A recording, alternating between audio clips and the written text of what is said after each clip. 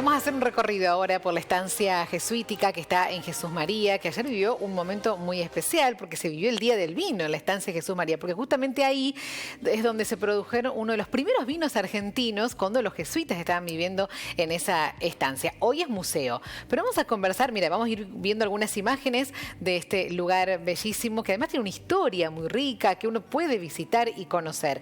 Pero para eso ahora vamos a conversar con Carlos Ferreira, que es director del Museo Jesuítico Nacional de Jesús María y de la Posta de Sinzacate. Carlos, buen día, bienvenido a Teleaire Federal, ¿cómo estás? Buen día, ¿cómo estás, Mercedes? Saludos a toda la teleaudiencia. Un placer, Carlos, charlar con vos. Bueno, primero contame lo que se vivió ayer en la estancia jesuítica. Era un día muy importante porque era el Día del Vino en la estancia donde se iban a inaugurar viñedos. Bueno, iba a ser una reunión importante con eventos culturales también. Contame cómo se vivió y cuál es la importancia del acontecimiento de ayer.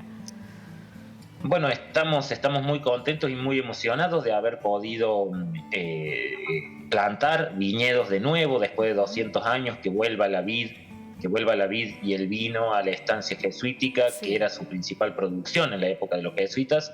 Es para nosotros un motivo de orgullo y de satisfacción de haberlo logrado hacer. Es un trabajo muy grande, preparar el terreno, etcétera, para hacer viñedos, huertas y frutales, que era básicamente las principales producciones de esta estancia. Sí. Y también muy contentos porque hace 6 meses encontramos ese documento del 28 de septiembre de 1721, un documento que estaba en el Archivo General de la Nación, donde uno de los inspectores de los jesuitas tenían su propio sistema de auditoría interna, diríamos, de control de lo que se hacía y etcétera, que el 28 de septiembre de 1721 este inspector, diríamos, entre comillas, de los jesuitas, recomienda a quienes administraban la estancia que cuiden mejor las viñas porque es la principal producción de la estancia, ¿no? Mira. Entonces, utilizando ese documento que nos da el sustento teórico, bueno, nos permitió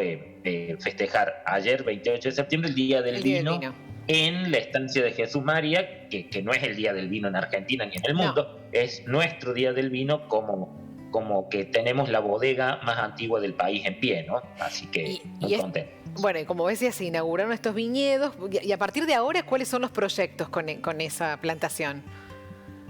Bueno, ahora vamos a duplicar lo que tenemos, las 60 vides, queremos llegar a 120 vides, que con eso ya estaríamos, porque obviamente todo esto es simbólico para que el visitante pueda, cuando visita la estancia y uno le explica y le muestra la bodega. Nosotros tenemos una bodega que mide 40 metros por 7, Mercedes, así que imagínate el tamaño de la bodega, es la segunda sala más grande del museo después de la iglesia, ¿no? Tenemos la iglesia, que es gigante, y después en tamaño le sigue la bodega. Cuando mostramos y contamos todo, faltaba poder mostrarle las vides, los frutales, etc. Bueno, la idea es duplicar el terreno de vides y en unos 4 años ya estar produciendo vino en el mismo terroir de la estancia. Bueno, estamos compartiendo algunas imágenes de esta estancia. Qué bonita que es, qué bonito lugar, que ahora se ha convertido en museo. Ya me vas a contar con qué cuenta ahora, porque además son visitas gratuitas, la gente puede ir a recorrerlo, pero quiero que me cuentes la historia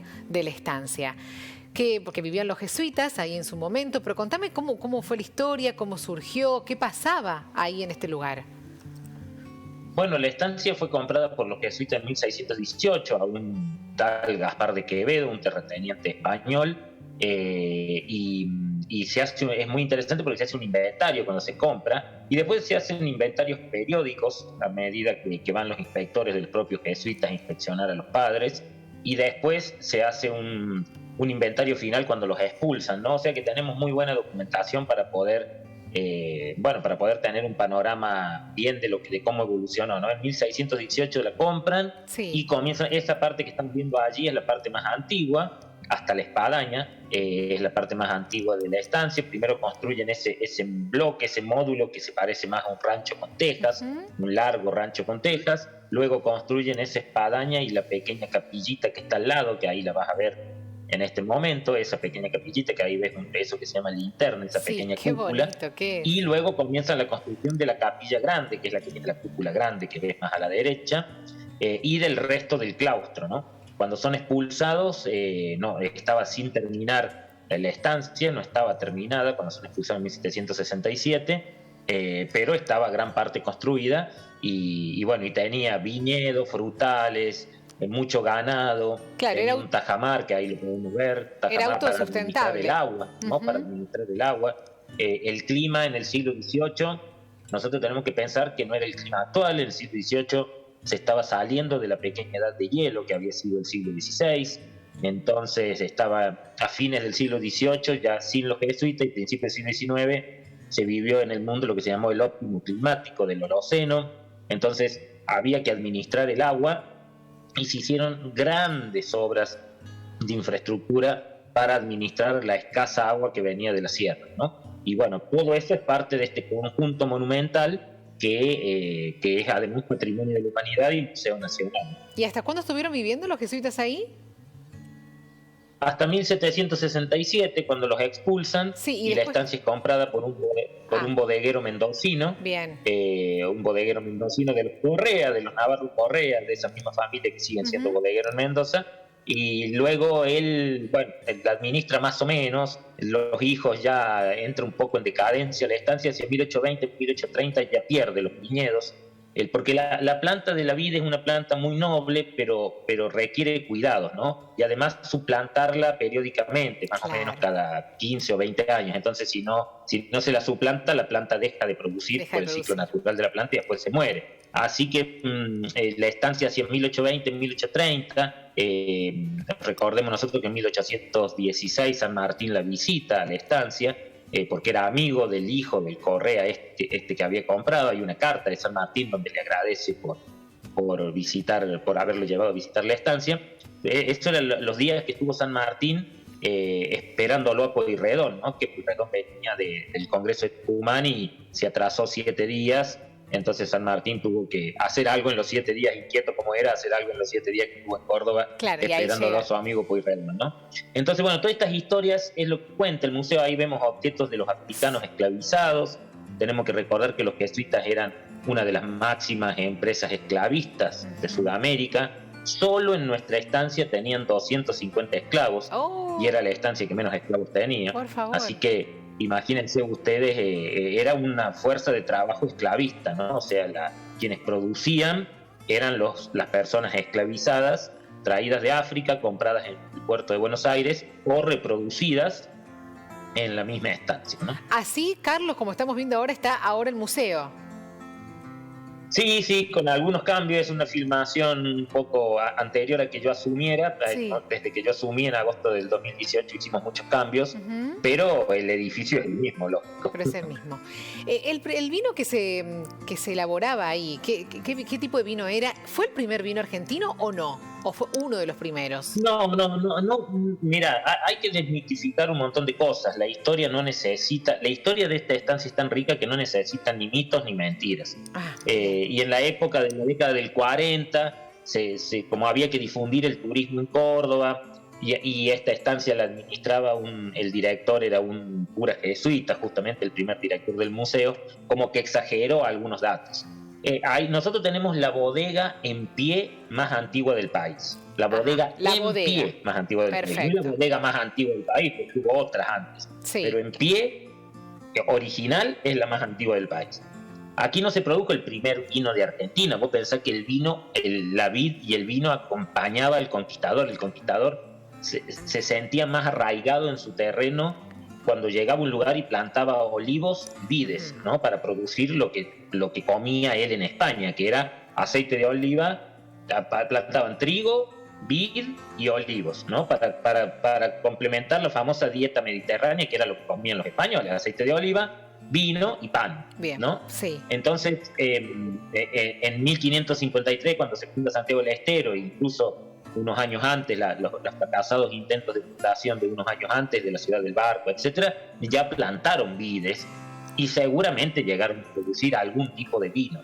Ahora bien, en la estancia de Jesús María hay datos concretos de la cantidad de producción, de cómo se producía, porque por suerte quedaron los documentos, y allí sí te puedo decir que es el vino más antiguo de Córdoba.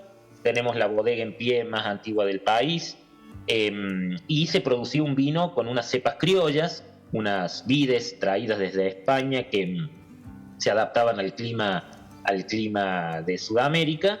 Y bueno, y se producía algún tipo de vino. Mira, los documentos hablan de esto, dicen vino bueno, lagrimilla y vino agrio. Ajá, eso hablan los documentos. Claro. No sabemos cómo era la lagrimilla, ellos solamente lo nombran como un tipo de vino.